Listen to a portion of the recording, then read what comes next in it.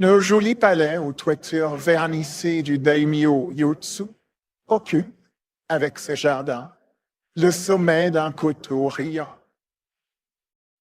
Le cratère de Fusiyama se dresse à l'horizon.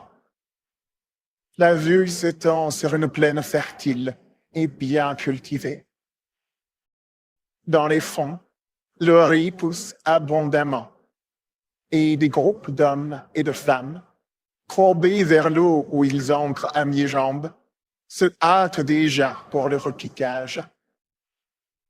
Plus loin, c'est le thé, puis le mûrier au clair feuillage qui tranche sur une forêt de pins au dernier plan.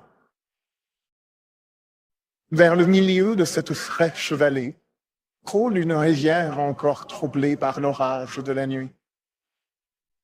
Une blonde buée imprime sur toutes ces choses une vague poésie. Un charme qui va au cœur et qui, dans un instant, va se trouver dissipé par l'éclat brutal du soleil levant. L'œillet de Yotsu est tout de bois laqué, garni de shoji, panneaux de fenêtres en papier.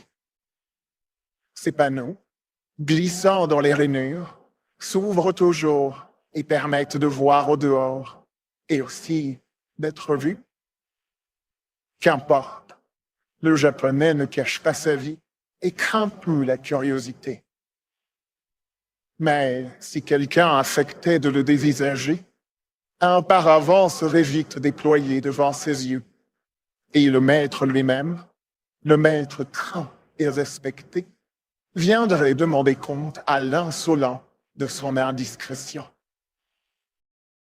Et qu'il prenne garde, le vieux Yotsu à la morde de ses ancêtres, il porte 2 sabres à la ceinture, et l'art le plus savant de l'escrime n'a rien qui l'ignore. Justement, la route poudreuse bordée de roses cerisiers en fleurs passe le long du Yi. Souvent, les voyageurs, parvenus ainsi au sommet de la côte, s'arrêtent, autant pour reprendre haleine que pour jeter un regard sur le beau pays qu'ils ne lassent pas d'admirer. Et quelquefois, un poète enthousiaste jette au vent quelques vers.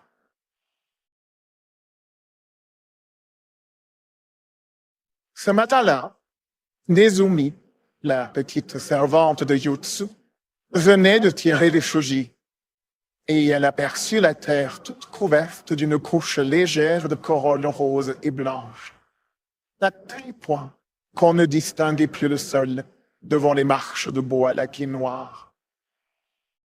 « Oh, dit-elle, le vilain vent et la vilaine pluie qui ont fait tomber les fleurs des cerisiers. »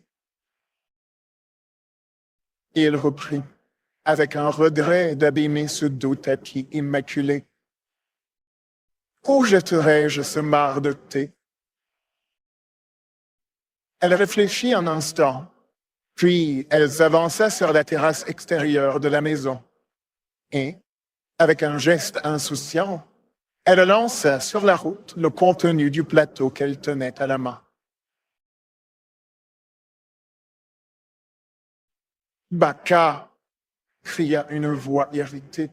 « Voilà mon beau vêtement neuf, tout gâté. » Nezumi tendit la tête en dehors et aperçut, en compagnie d'un samouraï à 2 sabres, un beau jeune homme richement habillé, un daimyo sans doute, et sur qui elle venait de jeter son thé.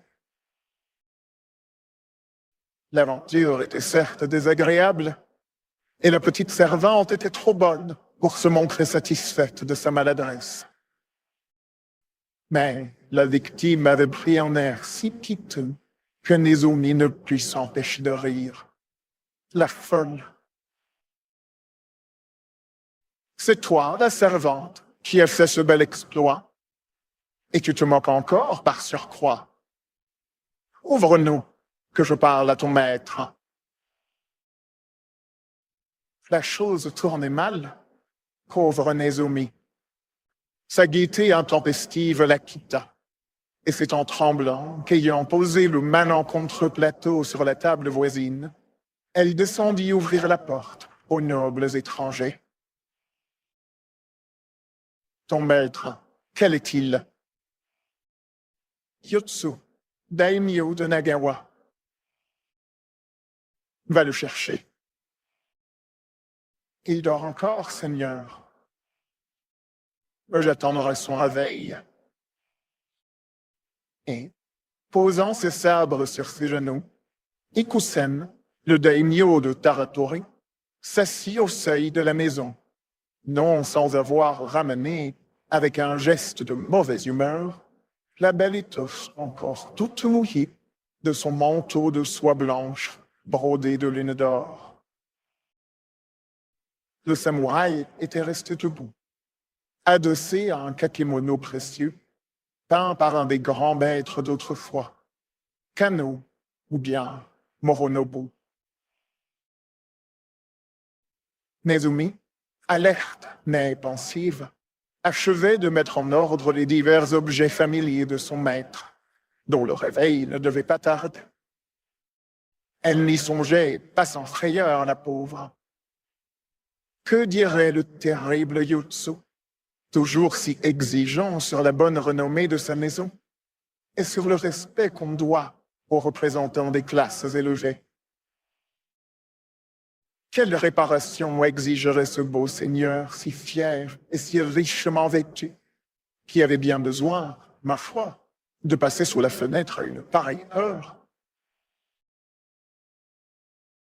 Cependant, de son côté, après avoir donné à sa précieuse étoffe toute son attention, Ikusen en reporta une partie sur la petite servante, à qui, à mesure que le temps s'écoulait, il en voulait beaucoup moins. La suivant des yeux dans son travail, il la voyait jolie, de formes gracieuses et élégantes sous ses habits simples. Il regardait ses beaux cheveux noirs, étagés dans une harmonieuse coiffure où se mêlaient les coquillages et les épingles brillantes. Son teint mat, frais, ambré comme la fleur du prunier. Un air de douceur et de modestie répandu sur ses traits si fins. Il voyait aussi ce gros chagrin, prêt à éclater, qui bridait sa bouche et gonflait ses yeux. Chagrin dont il était la cause, et qui, maintenant, faisait sur lui une impression plus vive que le rire de tout à l'heure. La pauvre Mousmé, la pauvre petite servante, légère comme un papillon, la tête vide comme un moineau. Ne fallait-il pas pardonner son étourderie? Et qu'importait, en somme, au riche Hikusen, la perte d'un lait d'étoffe? Comment t'appelles-tu, la petite servante?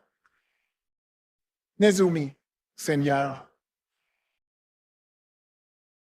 Nezumi, souris. C'est un nom qui convient bien à ta mine futée et à ton trottinement agile. Eh bien, console-toi, Nezumi. Tu ne seras pas grondé par Yotsu. Mais une autre fois, je l'étourdis. Regarde où tu jettes ton marc de thé. Yotsu arrivait à ce moment. Hikusen le salua. Je n'ai pas voulu passer près de ton lit sans te connaître, Yotsu. Ta renommée était parvenue jusqu'à moi, et je porterai assez tôt le souvenir de ce passage dans ton palais. Je suis Hikusen, daimyo de Taratori. Ce matin est pour moi l'aurore d'un jour heureux, répondit le puissant Yotsu avec politesse. Ma maison t'est ouverte. Je souhaite de t'y voir souvent. Oui, il y revint souvent, le bel Ikusen, dans la maison du daimyo de Nagawa. Depuis longtemps, le printemps avait disparu. Les cerises de la route étaient mangées, les moissons d'été rentrées, La glycine, puis l'iris avaient fleuri. Et le lys, sur le sommet du coteau, disparaissait maintenant au milieu des érables rouges et des chrysanthèmes multicolores. Hikusen venait encore saluer Yotsu, tout étourdi de cette amitié neuve. Et en même temps, Nezumi, avec son joli sourire, servait le thé dans la vieille faïence de Satsuma. Or, le beau daimyo était amoureux, amoureux fou de la petite servante, et il n'osait le dire. La disproportion de naissance, de rang, de fortune, était si grande qu'elle appelait le ridicule sur une pareille union. Et le jeune homme hésitait à braver ainsi l'opinion. Pourtant, tous les jours il se sentait épris davantage, et cette jeune fille l'ensorcelait en vérité.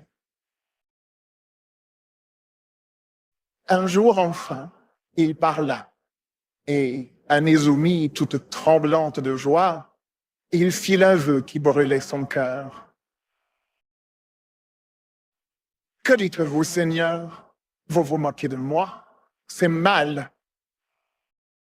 « Je ne me moque pas. Je suis sincère.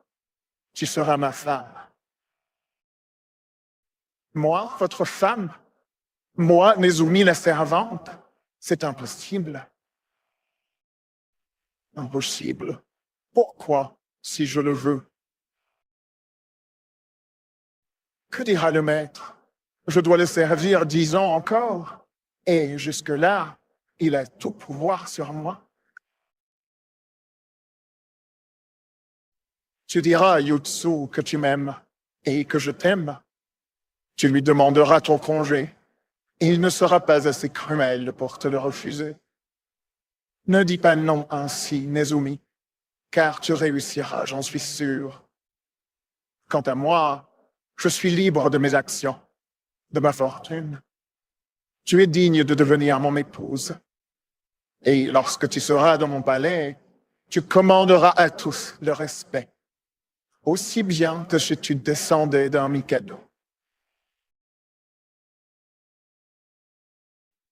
Voilà donc Nezumi sur le point de parler à son maître, le vieux et laid Yotsu.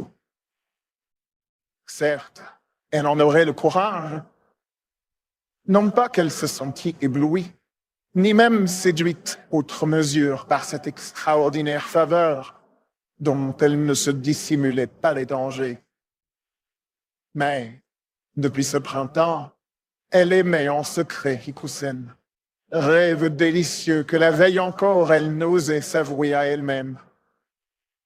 Demain, il pourrait devenir une réalité, si elle ne rencontrait aucun obstacle de la part de celui qui disposait de son avenir. Elle ne voulait pas tarder davantage à demander ce consentement indispensable à son bonheur. Pourquoi, au surplus, Yotsu refuserait-il? Exigeant et brutal, il n'était pas cependant trop dur pour ses serviteurs. Et d'ailleurs, le mariage de Nezumi devait lui importer peu. Hélas, qu'elle était loin du but, la pauvre servante. Yotsu ne saisit pas tout d'abord le sens exact de la prière qui lui était adressée. La timide jeune fille, dans son émotion, embrouillait le manteau brodé, le marc de thé, Hikusen, les cerisiers en fleurs. Mais lorsqu'enfin le maître eut compris que Hikusen, son grand ami dont il admirait la constance, n'était venu chez lui si longtemps que pour voir sa servante, et que maintenant, chose lamentable et bien digne de la génération nouvelle, il voulait déroger et épouser une pauvre fille du peuple, il fut à la fois vexé et indigné.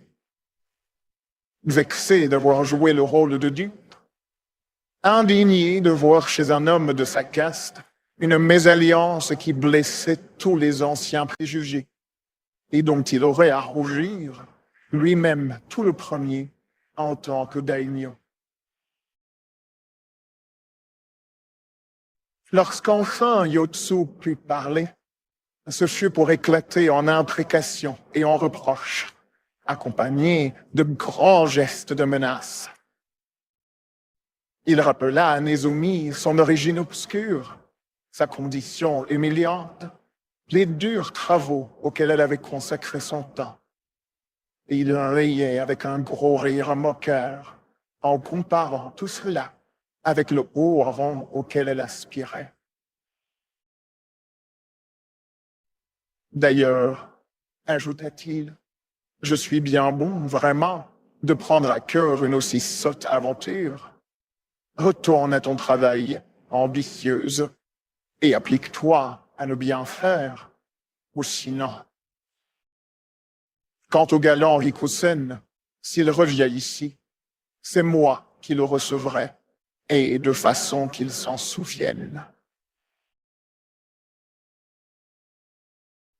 Il s'éloigna, laissant Nezumi épouvanté d'un tel débordement de colère et d'injures. Lorsqu'il fut parti, la pauvre fille pleura longtemps sur la ruine de ses espérances, toutes les larmes de son cœur simple.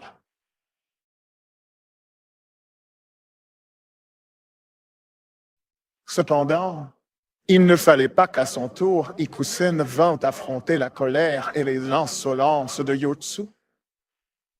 Donc, reprenant un peu ses sens, elle y trempa son pinceau dans l'encre de Chine et écrivit à celui qu'elle avait déjà considéré comme son fiancé. Ikusen, toi qui étais apparu dans la vie de l'humble servante, comme la brise du soir après l'étouffante chaleur du jour. Ikusen, adieu. La volonté du maître est plus forte que mon amour. Nezumi restera fille.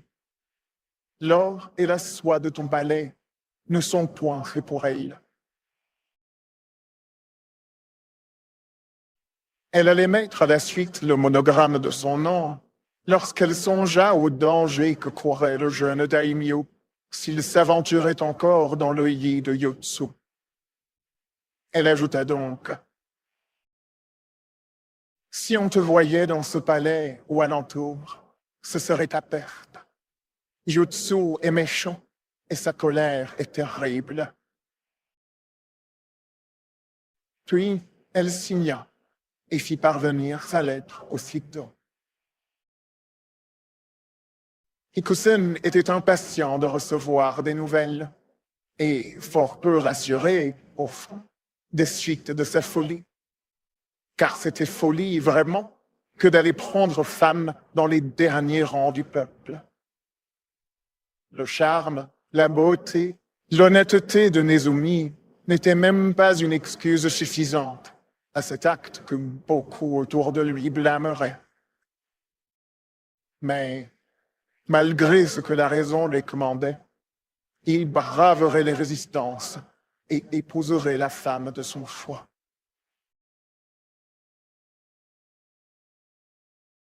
Dans son inconséquence de jeune écervelé, il n'avait pas voulu s'attarder à l'hypothèse que le maître de Nezumi refuserait de la laisser partir. Or, cet obstacle était, au contraire, très à craindre, et la loi formelle à cet égard. La servante devait son temps au maître pendant la durée du contrat. Elle ne pouvait se marier sans autorisation. Mais, se disait Ikusen, à des circonstances extraordinaires, il faut des résolutions exceptionnelles. Et bien certainement, Yotsu, son ami, ne se refuserait pas à favoriser leur bonheur. Sur ces beaux projets, sur ces illusions, la missive désolée de Nezumi tomba comme la neige tardive sur les fleurs du printemps. Le jeune homme fut tout bouleversé par l'annonce de cette rigueur inattendue. Et la dernière phrase, surtout, l'irrita vivement. Quoi? Ce Yotsu, cet homme laid et ridicule prétend m'intimider. Moi, Hikusen, le descendant des seigneurs de Taratori, célèbre dans tout le Nippon pour leur vaillance. Non seulement il contrecarre mes projets, mais encore, il prétend m'interdire jusqu'à la route qui passe au bord de son palais, et qui pourtant est à tous, même aux mendiants. Si on l'écoutait, vraiment, ne faudrait-il pas quitter jusqu'à la province, parce que ce vieux fou a chez lui une servante à laquelle il tient? À se monter ainsi, Hikusen en arriva bientôt aux extrêmes. D'une voix irritée, il demanda ses sabres, et d'un pas fébrile, prit le chemin du palais de Yotsu.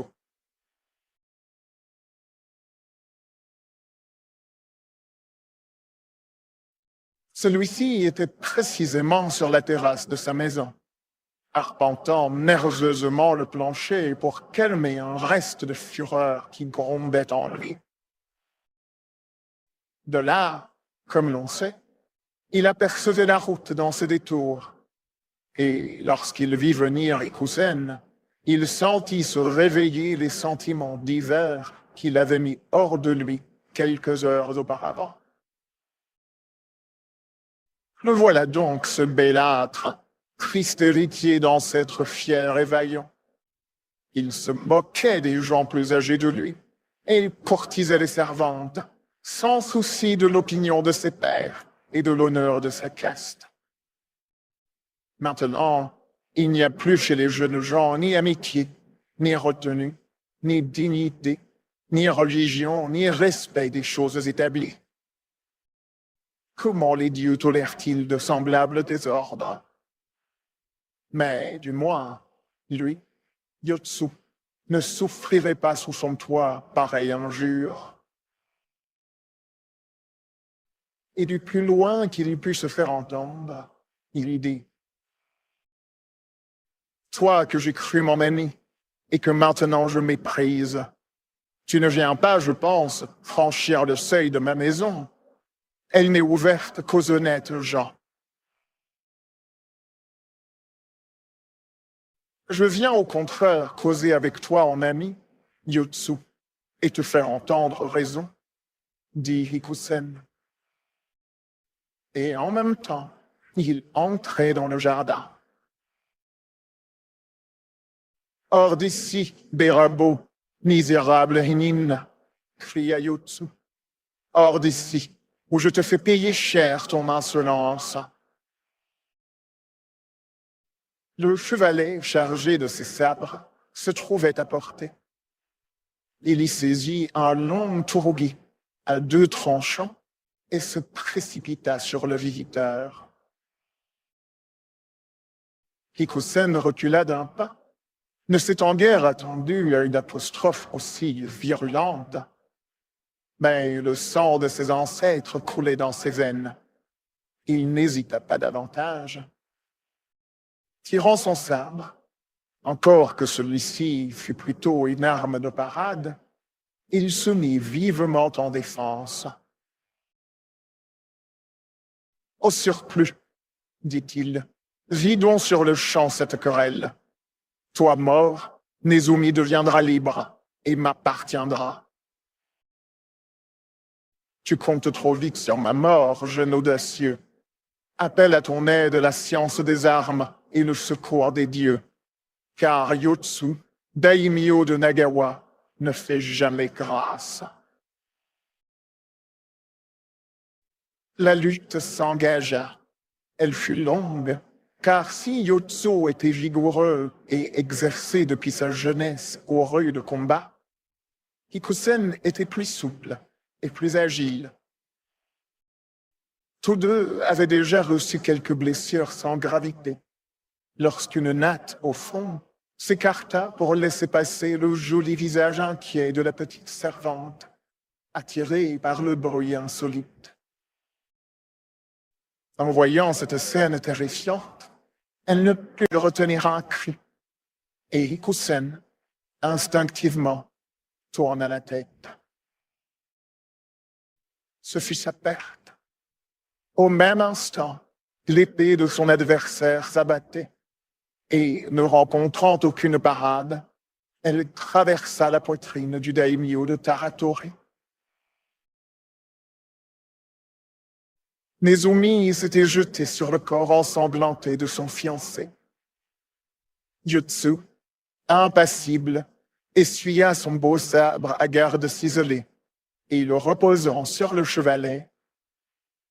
« Nezumi, dit-il avec un sourire cruel, il faudra faire porter ce jeune homme dans son palais. Que son exemple profite à tous ceux qui oublient les saintes lois du Nippon. » Puis, s'enveloppant dans son manteau avec dignité, il sortit.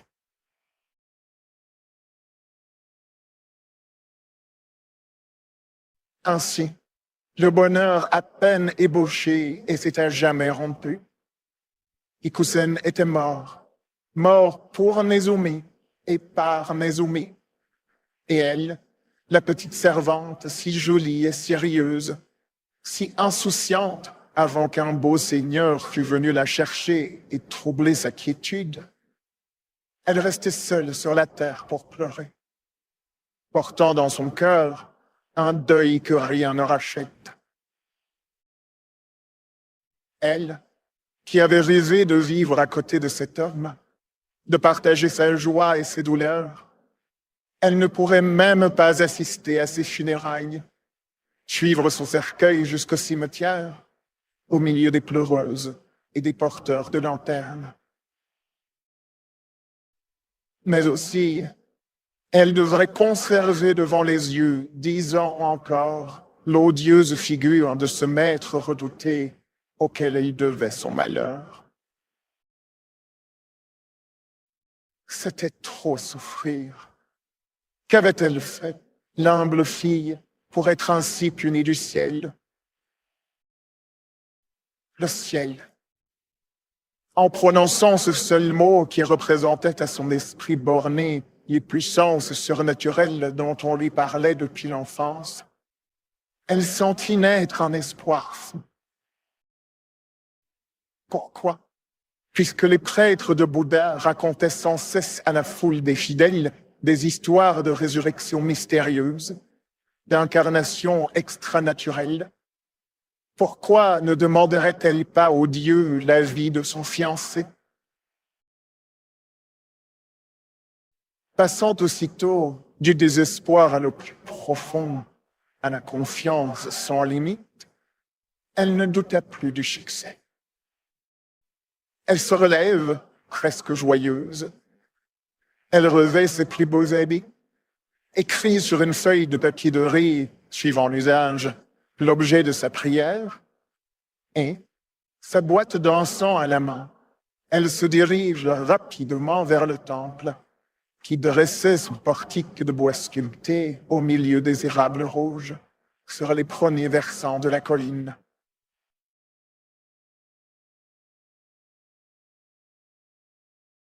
Le temple était vide. Outre que ces sanctuaires bouddhistes sont très peu fréquentés, l'heure n'était pas propice aux visites des fidèles, et les bonzes étaient sortis pour mendier sur les routes et à la porte des maisons. Nezumi entre, frappe 3 fois dans ses mains, selon le rite, pour appeler l'esprit du Dieu, puis s'agenouille, saisi de respect en présence de Bouddha, devant lequel brûle le feu éternel. Le Dieu est assis sur une large feuille de lotus d'or, et le socle de lac qui le porte, incrusté d'ivoire et de nacre, est, lui aussi, recouvert d'une abondante végétation de feuilles et de fleurs d'or massif, desquelles Bouddha semble sortir pour commander au monde. La main droite dressée vers le ciel indique la toute-puissance de la loi divine au-dessus des volontés humaines et son éternelle immutabilité.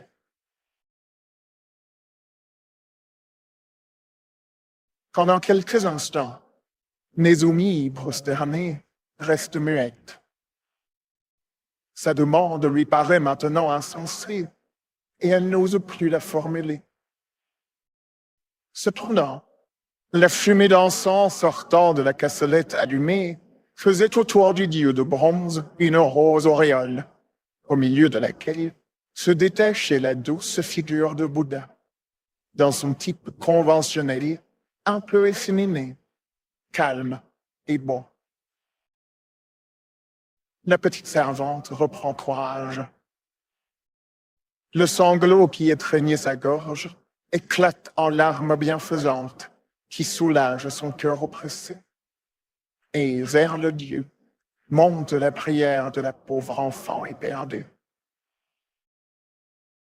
Bouddha, Bouddha, Hikusen, mon fiancé, est mort. Répare l'injuste destin et rends-lui la vie. Lentement, Bouddha abaissa ses paupières, entr'ouvrit ses lèvres de métal et, s'adressant à l'humble fidèle, « Hikusen était ton fiancé, dit-il. Mais n'était-ce pas un haut et riche seigneur, un des maîtres de ce pays? Oui. Et toi, qu'es-tu, jeune fille, pour prétendre à son alliance? Tes vêtements sont simples, ton offrande est petite. Sur ce papier déployé devant mes yeux, ta demande est écrite d'une façon naïve et dans le style du peuple. Bouddha, puissant Bouddha, je suis une servante. Alors pourquoi aspires-tu si haut? Pourquoi veux-tu t'asseoir près du trône quand le Dieu t'en a placé si loin? Tu pleures ton fiancé? Crois-tu que, si tu épousais, tu n'aurais pas pleuré souvent dans ta condition nouvelle? Ton époux aurait-il résisté toujours au mépris des siens, au regret de sa mésalliance? Aurais-tu brodé ses étoffes? Aurais-tu peint ces kakémonos qu'aiment les hommes de son rang? Aurais-tu parlé cette langue harmonieuse à laquelle l'ont habitué ses premiers bégaiements d'enfant? Toi-même, que serais-tu devenu au milieu des princesses? Quelle contenance aurais-tu gardé au milieu d'elles? N'aurais-tu pas fait rire souvent de toi-même et de ton époux? Nezumi ne trouvait rien à répondre. Son âme se glaçait à mesure que le Dieu parlait avec son raisonnement rigoureux. « Il te sera pardonné, » reprit Bouddha, « parce que tu es jeune, inexpérimenté, et parce que toute femme est éblouie par l'attrait des richesses et d'une situation plus élevée.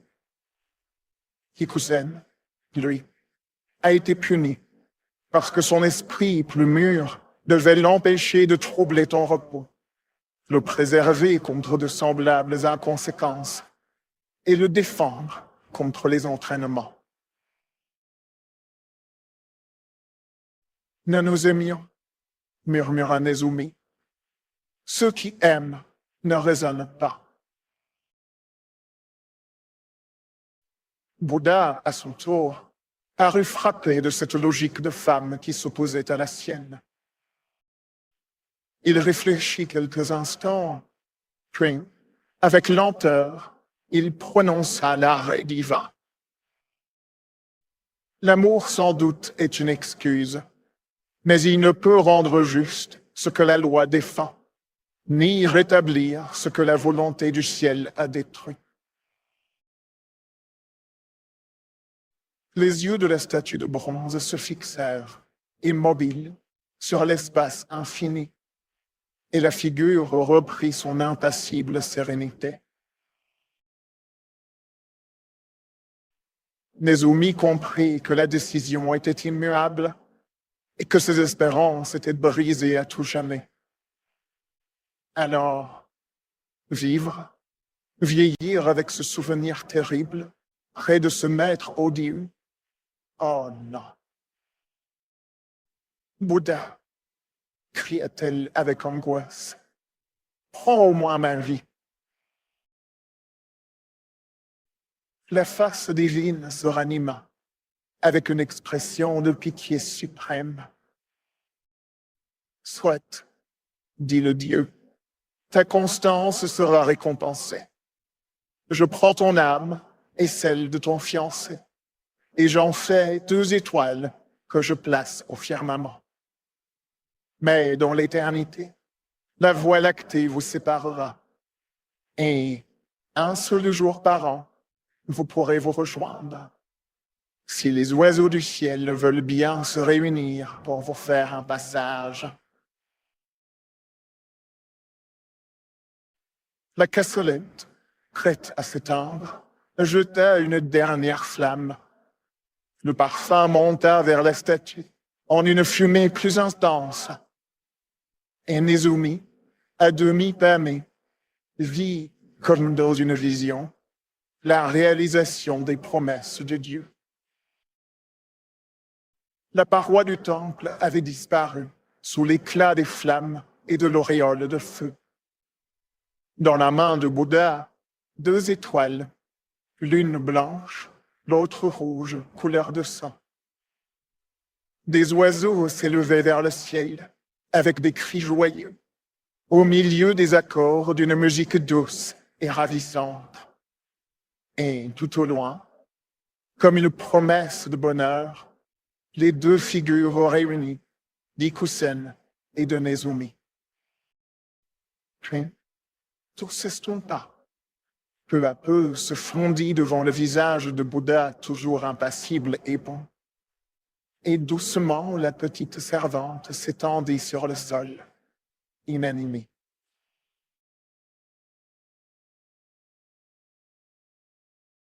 Dans tout le royaume du Japon, on célèbre à l'automne la fête du mariage des étoiles.